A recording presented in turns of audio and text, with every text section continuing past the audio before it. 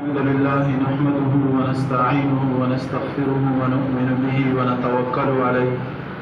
ونعوذ بالله من شرور أنفسنا ومن سيئات أعمالنا من يهده الله فلا مضل له ومن يضلله فلا هادي له ونشهد أن سيدنا ومولانا محمدا عبده ورسوله قال الله تبارك وتعالى قل إن كنتم تحبون الله فاتبعوني يحببكم الله ويغفر لكم ذنوبكم والله غفور رحيم. وقال النبي صلى الله عليه وسلم لا يكون أحدكم حتى أكون أحب إليه من والده وولده والناس أجمعين. إن الله وملائكته يصلون على النبي يا أيها الذين آمنوا صلوا عليه وسلموا تسليما. شوق ذوق سرتون شرفي اللهم صل على محمد وعلى محمد كما صليت على إبراهيم وعلى آل إبراهيم إنك حميد مجيد. عزتمندو د نبی علیہ الصلوۃ والسلام ول سیرت بیانول دا په دا نیمه ګنټه کې په 45 منټ کې 40 منټ کې په 1 ګنټه کې په 1 شپه کې دا څنګه یو شاعر هغه د نبی علیہ الصلوۃ والسلام په شان کې اشعار لیکل شروع کړ. اشعار لیکي نبی علیہ الصلوۃ والسلام په شان کې 40,000 اشعار هغه د نبی علیہ الصلوۃ والسلام په زندګۍ باندې په خوبصورتوالي باندې د نبی علیہ الصلوۃ والسلام اوصاف باندې دا 40,000 اشعار ولیکل. خو څنګه د شاعر اخیری شعر لیکي بیا هغه شعر له ترجمانی دا کوي چې د مدینه جانانا ایتا والا صفت ایتا والا زندگی ایتا والا اٹھنا بیٹھنا ایتا سو والا کور زندگی د بار زندگی دا اوس هم باقی دی خو ما سره الفاظ ختم شو. نو یو کاس 40,000 اشعار ولیکلو هغه د باوجود یې سمان نبی علیہ الصلوۃ والسلام د زندگی حق ادا نه کو.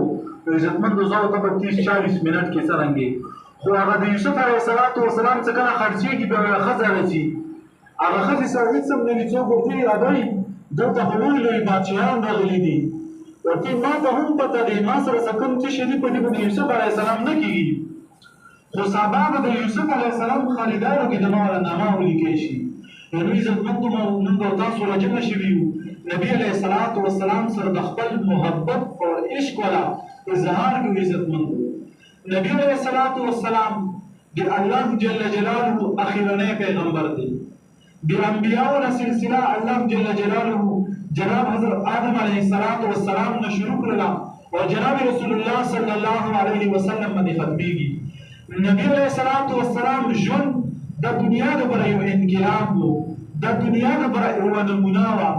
د دنیا د بر یو سمبل عزتمند. نبی علیہ الصلوۃ والسلام دنیا ته تشریف راوړي دنیا باندې که نظر واچو عزتمندو د کفر بول بالا دی حتی کې سيو سړی به مړ شو هغه زوی به لګیا شو خپل مور سره به نکاح کولو داسې خلکو خپل لوڼې ژوندي ښخولې. عزتمندو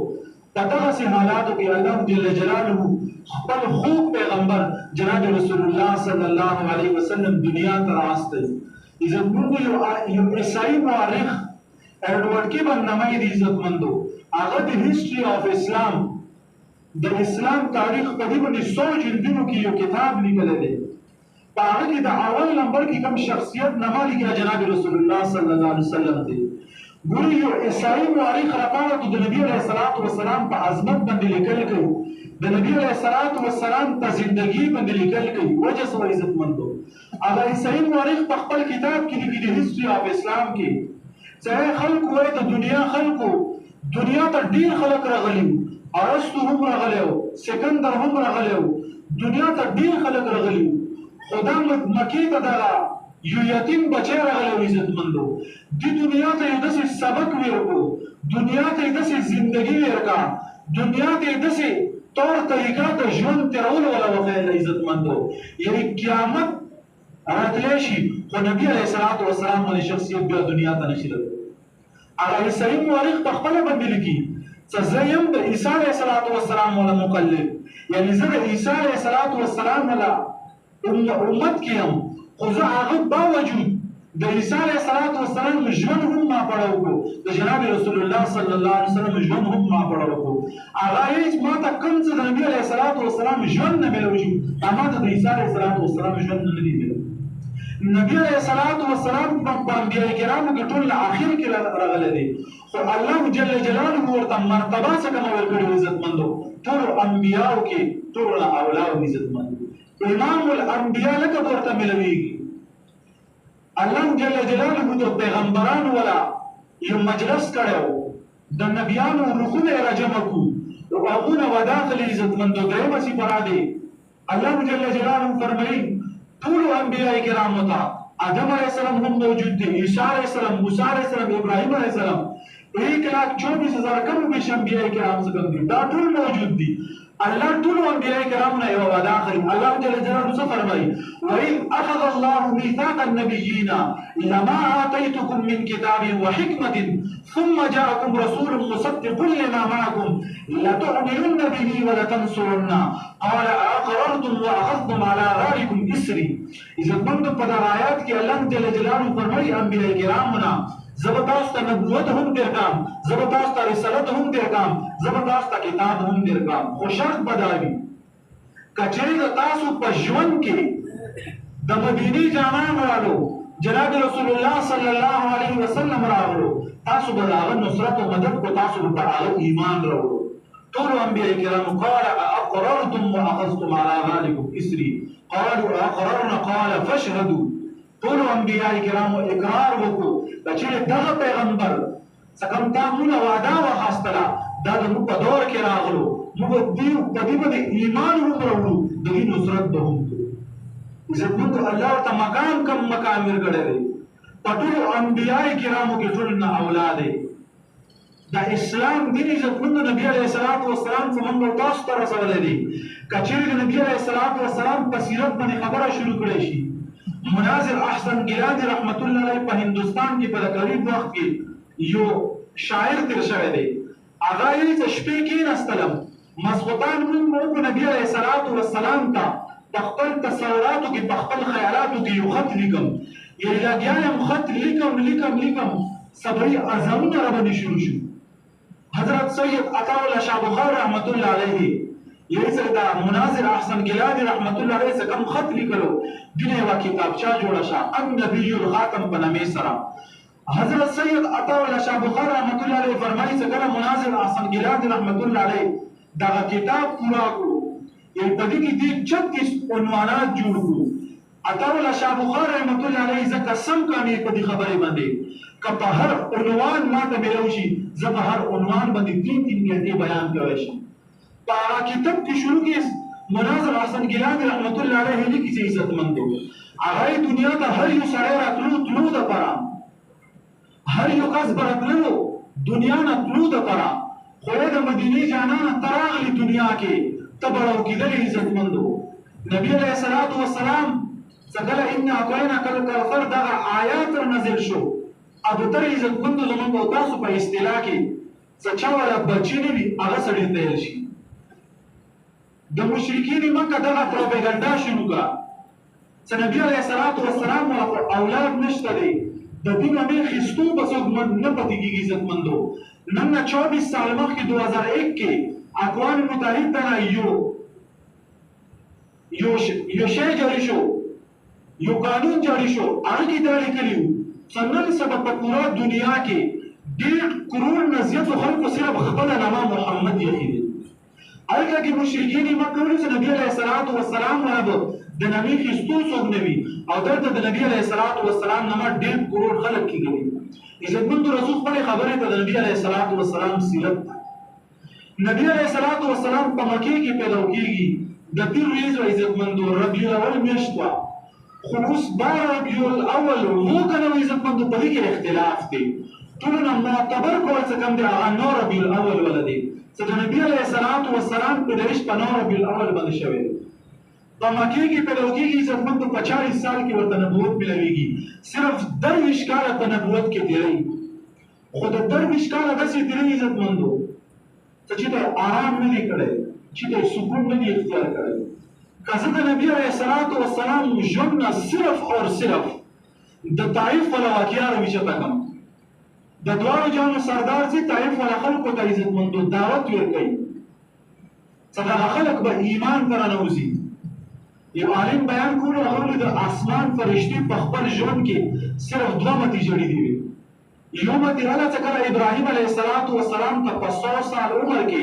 الله جل جلاله اسماعیل ورکو او بیا د الله حکم کې زلال شدا ذبح کا څنګه اسماعیل علیه السلام ته مړی باندې ابراهيم علیه السلام چورګي کې غلي په دغه وخت د اسمان ټول فرشتي جوړ دي بیا یو وخت هغه عزت مندو نبی علیہ السلام طائف ته لاړو او خلکو ته دعوت ورکړي چې دا به ایمان راوړي بیا هغه خلکو ورسره څه ماشومان ورپسې کو عزتمندو پکان یو باندې ولي د څنګه نظراب او عزتمندو اسمان په دغه وخت کې ویلې پټاونه وشوي ځمکه ویلې نو اچول شوي چې د دوارو جانو سردار هغه پیغمبر چې الله جل جلاله هغه ورته دنیا ته وجود ورکړی دی هغه مخکې ماشومان ورپسې دي علیاذ بالله پکان یو باندې ولي وینه مبارکه په هغه مبارکه تر ورسېدله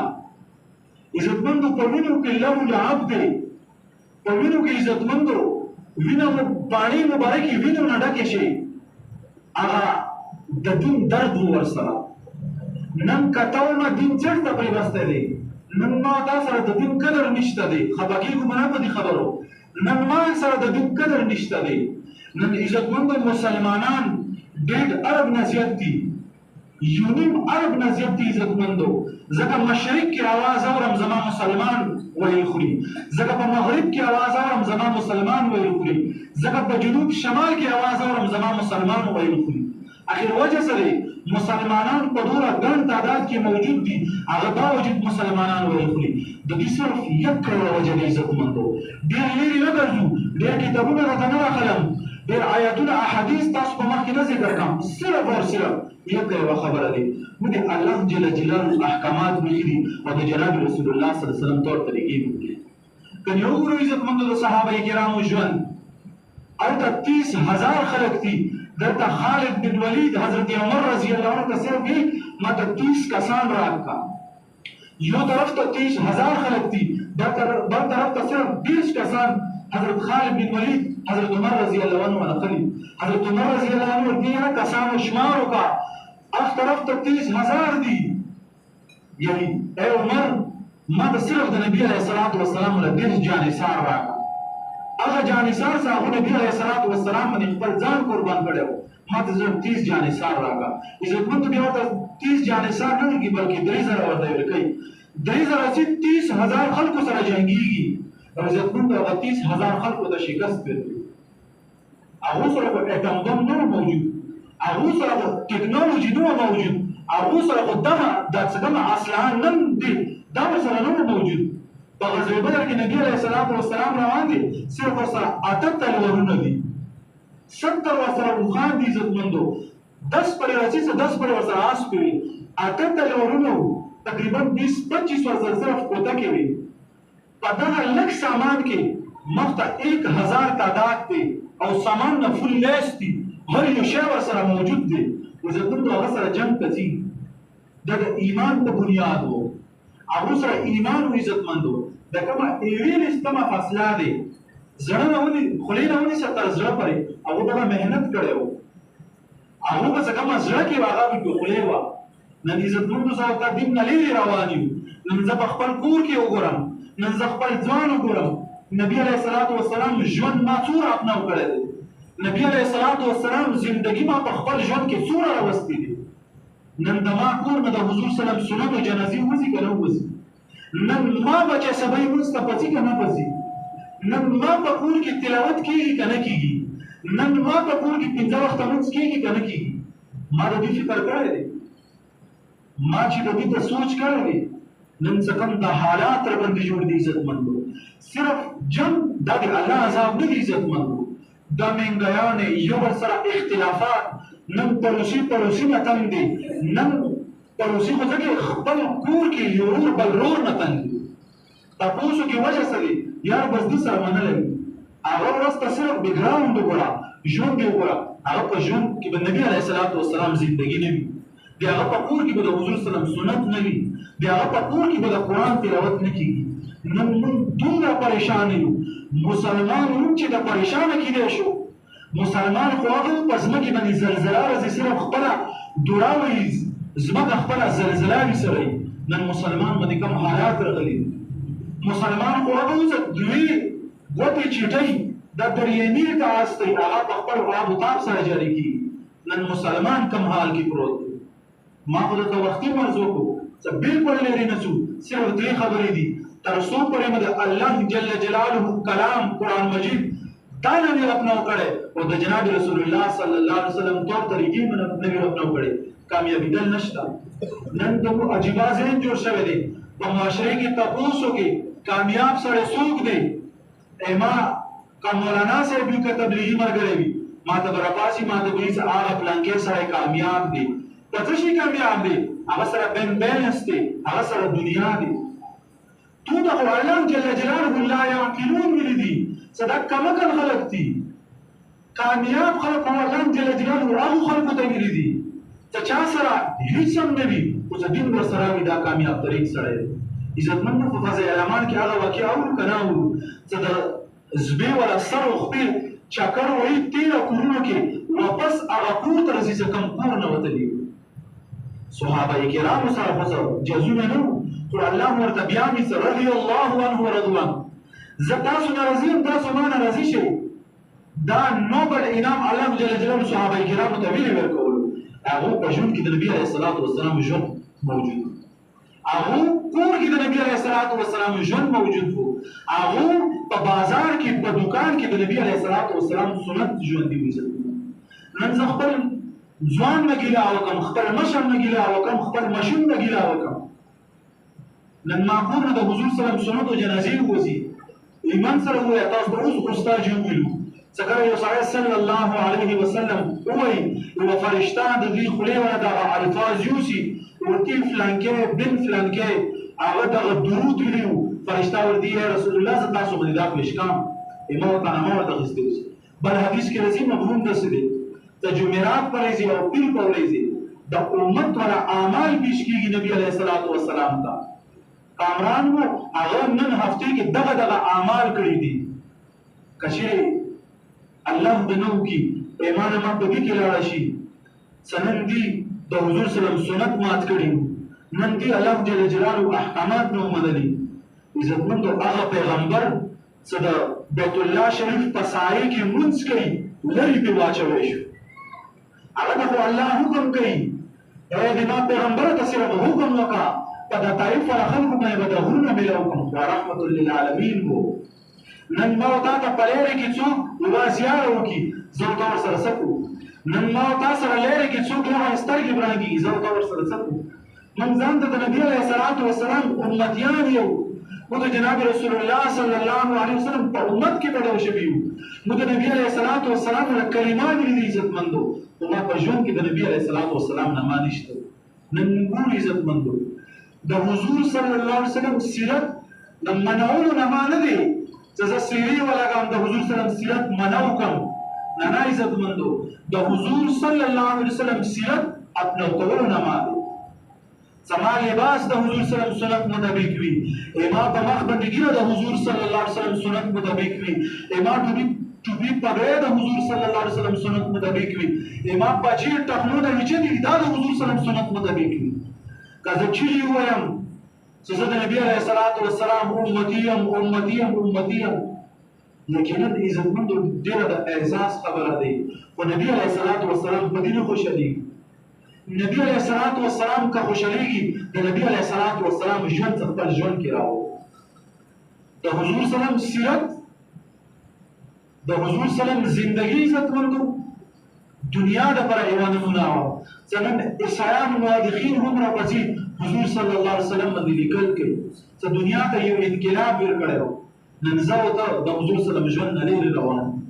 د حضور سلام دغه زندگی حضرات صحابه کرام مو ته رسولي. که د صحابه کرامو ژوند وګورو بلال حبشي رضی الله عنه عزتمندو په تودې شګې باندې پروت دی او په سینې باندې ورته غټ کاڼي ایښی دی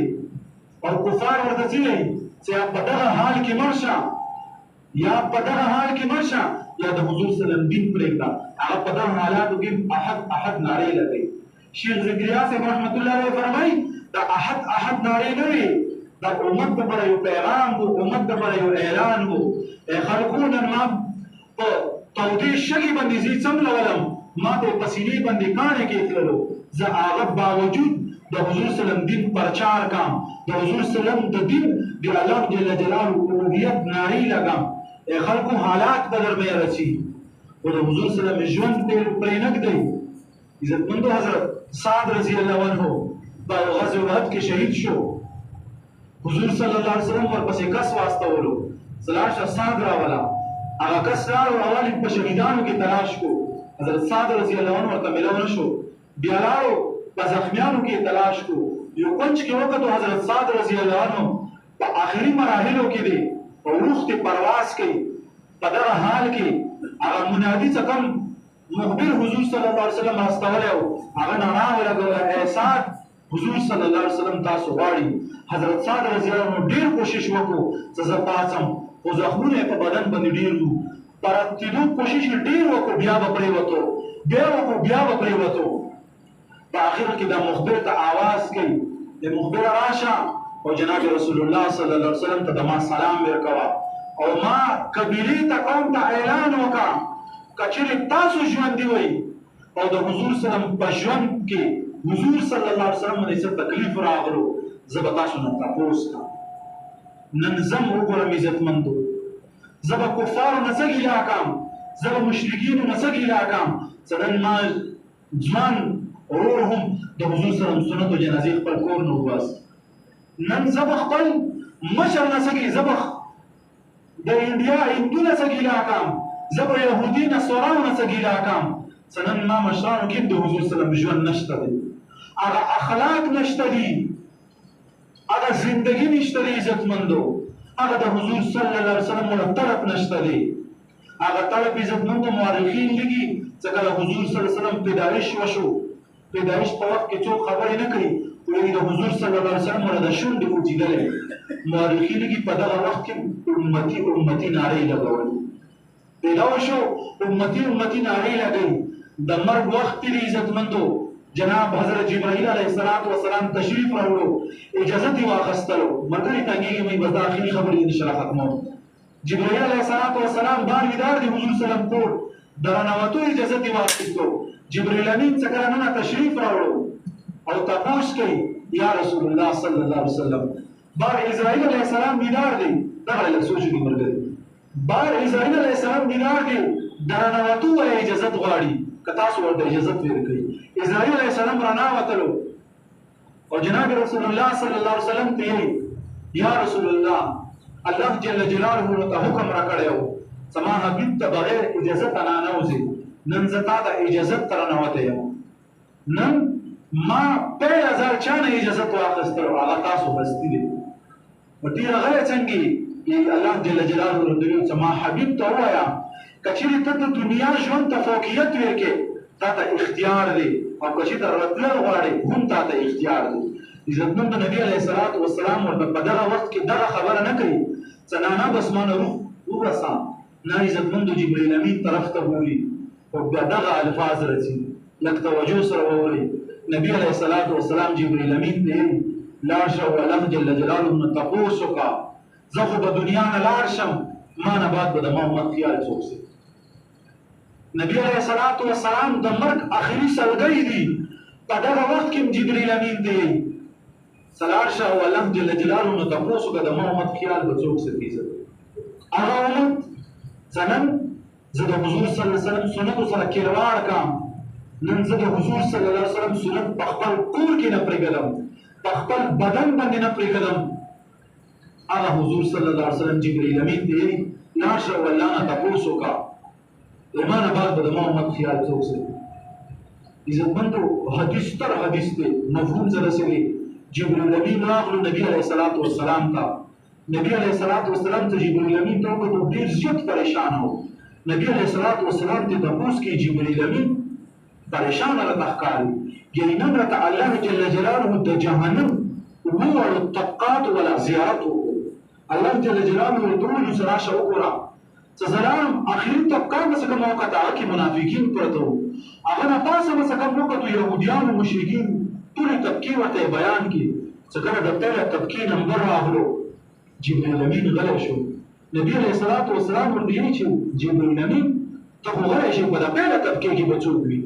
نو جبرائیل امین ورته عرض کوي ای د الله رسوله د هغه پیله طبقې کې به ته له ګنهګار امت وي عزتمندو احادیث الفاظ داسې دي صدا خبره نبی علیه الصلاة والسلام اوریدل وو لکه هغه پښتو کې ځي څه چا باندې د غم خبر راشي وایي چې د غم ولا غرونه راپرېوتل نبی علیه الصلاة والسلام لمونځ کوي کور ته ځي په سجدې پرېوځي او الله جل جلاله سره هزار خبرې کوي د ما امت به څه کېږي د ما امت به څه کېږي حضرت ابوبکر صدیق رضی الله عنه کور ته راغلو په دروازې باندې دستکې ورکړو نبی علیه الصلاة والسلام ورته دروازه کولاو نه کړه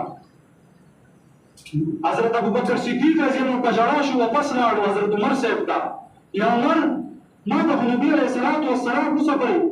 دروازه کله هم ما سره دغه کیسه نه وه چې ما ته دروازه کولاو نه وي کړې نن یې ما ته دروازه کولاو نه کړه حضرت عمر رضی الله عنه هم راغلو نبي علیه الصلاة والسلام په دروازې باندې دستک ورکړي درېیمه ته یې دستک ورکړو حضرت عمر ته هم دروازه کولاو نه شه واپس لاړو څه کله واپس لاړو حضرت عمر رضی الله عنه حضرت علي رضی الله عنه ته لاړو حضرت علي رضی الله عنه ته یې چې ابوبکر هم لاړو عمر هم لاړو نبی علیه الصلاة والسلام ورته دروازه مبارکه کولاو نه کړه حضرت علي رضی الله عنه ویلو چې ابوبکر غونې هستي ته دروازه کولاو نه کړه حضرت عمر غونې هستي ته دروازه کولاو نه کړه ما ته به چېرته نه کولاو کړي حضرت علي رضی الله عنه څه وکړو حضرت فاطمه رضی الله عنها ته ویلو چې ای فاطمه ته لاړه شه او خپل بابا جان مله خبر واخله درېیم مریض دې له چا سره خبرې کوي نه اترې کوي لمونځ کوي او په مخ کور ته ځي په سجدې باندې پرېوځي حضرت فاطمه رضی الله عنها سره نبی علیه الصلاة والسلام ډېر زیات محبت ډېر زیات عشق یې و هغه حضرت فاطمه رضی الله عنها اشعار هم دي چې کله نبی علیه الصلاة والسلام وفات شو نبی علیه الصلاة والسلام یې دفن کړو حضرت فاطمه رضی الله عنها دغه اشعار ترجمه یې داسې دی ای صحابه کرامو تاسو زړونه څنګه وشو زما بابا باندې تاسو خاورې واچولې تاسو ما بابا په خاورو کې پټ کړو حضرت فاطمه رضی الله عنها راغله نبی علیه الصلاة والسلام په دروازې باندې دستک ورکړي یومتی دومتی درېمتی کې आवाज کې ابا جان انا فاطمه ابا جان فاطمه یم دروازه راته کولاو کا نبی علیه الصلاة والسلام سجدې نه راپاروه دروازه راته کولاو کا فاطمه رضی الله عنها ته نبی علیه الصلاة والسلام په سجدې باندې ابا جان ابوبکر باندې هستی راغلی و تاسو ورته دروازه کولاو نه کا حضرت عمر رضی الله عنه هستی راغلی و تاسو ورته دروازه کولاو نه کا نبی علیه الصلاة والسلام ته فرمایي بچي زه تاته څه ووایم جبرائیل امین راغلی او د جهنم له ټولو طبقاتو ذکر یې وکړو څه کله یې راته وویل چې په پیله طبقې کې به تا وله ګنهګار امت وي بس برداشت رانه ونه شو الله سره زار کیسې شروع کړې الله سره په ژړا چې مې الله ما امت به څه کېږي نو دغه خبرې فاطمه رضی الله عنها نبی علیه الصلاة والسلام په منځ کې شروع دي الله فرشتو ته وایي دغه منظر خو را وګورئ ما حبیب ته وګورئ د دواړو جانو سردار ته وګورئ خپل امت دپاره دومره ژاړي خپل امت ورسره دومره فکر دی خپل امت دپاره دومره په سجدو کې پرېوتی دی عزتمندو الله جل جلاله حکم راواستولو ای ما حبیبه زه به تا امت وله 70,000 خلک جنت ته بغیر حسابه کتابه داخل کړ نبی علیه الصلاة والسلام ورته بیا عرض کړي ای الله ما امت خو ډېر زیات دی که نه بیا ورته یې څه د 70,000 څه کم دي دا به هر یو کاس 70,000 ځان سره نه باسي جنت ته بغیر حساب نبی علیه الصلاة والسلام عزتمندو خپل امت دپاره دومره حریص و حریص نن زه او ته دنیا حریصان یو لږ د دین حریص جوړ شه لږ د دین حریص جوړ شه نبی علیه الصلاة والسلام ورته فرمایي ما امت خو دینه هم زیات دی که نه ای الله الله جل جلاله ورته وایي ای ما حبیبه زه به خپل لپې سره تا امت نه خلک راوچت کړم جنت ته بنا بس دعا وکړئ چې په دلالته کې موږ او تاسو هم راشو عزتمندو بیا نبی علیه الصلاة والسلام آل تسلي شو بچي لکه څرنګه الله لوري دی داسې به لپه هم لوري عزتمند نو ما تاسو د مرګ ولا واقعه بیانوله جبرائیل امین ته یې سره راشه او تپوس وکړه ما نه بعد به د ما امت خیال څوک ساتي جبرائیل امین رضی الله جل جلاله ته دغه عرض کوي چې جناب رسول الله صلی الله علیه وسلم دا وفرمایلي نبی علیه الصلاۃ والسلام ته کله جبرئیل امین راغلو الله جل جلاله فرمایي تا نه بعد د تا امت خیال زه سره عزتمندو په دغه وخت کې نبی علیه الصلاۃ والسلام کیسه ما او تا سره ختمه نه دی سبا به د قیامت سخت ریز وي حدیثو کې راځي هر سړی به په خپلو ګناهونو کې پټ وي عزتمندو چې څومره یې ګناهونه کړي وي حضرت فاطمه رضی الله عنها خپل بابا جان نه تپوس کوي ای الله چې تاسو فرمایلی دي چې هلته به هر یو سړی بربر وي د بدویو بل ته دوی ګوري نه دوی به شرم نه کوي نبی علیه الصلاۃ والسلام ورته فرمایي داسې سخت ریز به وي داسې خوفناکه او وحشت والا ریز به وي چې سړی به سترګې نشي وچتولی نو عزتمندو سبا به د قیامت سخت ریز وي هر پیغمبر به نعره لګوي ای الله نفسی نفسی یا رب نفسی یا رب نفسی آدم علیہ السلام به سوال کوي ای الله زه حوا په باره کې سوال نه کوم یا الله ما معاف کا عیسی علیہ السلام به نعرې لګوي خپل مور مریم په باره کې سوال نه کوم ای الله ما معاف کا ابراهیم علیہ السلام به فرمایي خپل اولاد په باره کې سوال نه کوم ما معاف کا عزتمندو یو سیټ نه به आवाज راشي یا رب امتی یا رب امتی یا رب امتی نبی علیہ الصلوۃ والسلام په هغه وخت کې نعرې لګي الله ځان تپوس نه کوم د حسن حسین خیال منشته دی د فاطمه خیال منشته دی ابو بکر عمر عثمان علی معاویه خیال منشته دی الله ما ګناهګار امت دی ما ګناهګار امت بخشش وکړه عزتمند نبی علیہ الصلوۃ والسلام او تاسو باندې دومره احسانات کړی دي چې قیامت په ورځ هغه سخت ریز به وي هغه وحشتناک ریز به وي په هغه ریز باندې نبی علیه الصلاۃ والسلام زه ورته نه هېر کړي نن ما ورته نبی علیه الصلاۃ والسلام هېر کړی چې دا کوم ژوند د تېرو کوم ژوند چې دا کومه زندګي د تېرو اوان زه خپل ځان نه یم که چېرې په دغه ژوند کې راته مرګ راغلو او سبا قیامت برپا شو حوض کوثر باندې نبی علیه الصلاۃ والسلام ته لاړو او نبی علیه الصلاۃ والسلام نور سره لري کو دا زنه پیښه بیا به کوم درد ته سو نبی علیه الصلاۃ والسلام درد نه علاوه بل درد نشته دی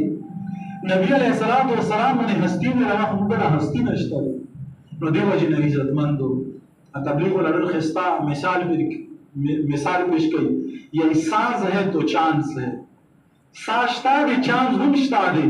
کچیرې نه کې اعلان نشو فلانکې بن فلانکې وفات شو او په څلور تکبیرونه ورمنیول شو ته ومانې کې ولا عملنامه بند بس بیا څه کم د دنیا کې کړي هغه تپوسونه بدله کېږي ټول به مړي وو که نه به مړي وو چا دنیا د پوره ژوند راوړلی دینه مخکې څه کم موږ سره وو هغه نه شته دي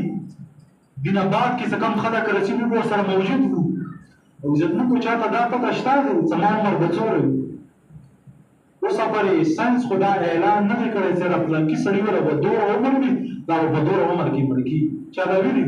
مخکې به عزتمندو یوه عجیبه خبره واورئ مخکې چې موږ وړه وو موږ به دا خبره اورېدله سړي 70 سال عمر شو وفات شو 80 سال عمر شو وفات شو خو نن عزتمندو په دې خپلو سترګو باندې په دې خپلو لاسونو باندې به هغه جنازې نشته کې هغه ښایسته ښایسته ځوانان چې په ځمکې به روان وو تا پلو خدایه ګورې ورته کړه دا څومره ښایسته ځوان دی هغه هم مړ شو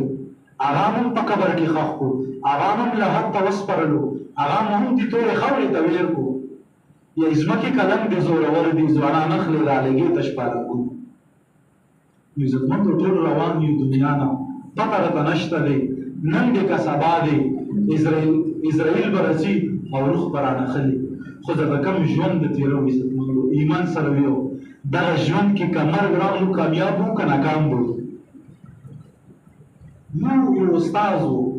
هغه موږ ته ډېره عجیبه خبره وکړه په کلاس کې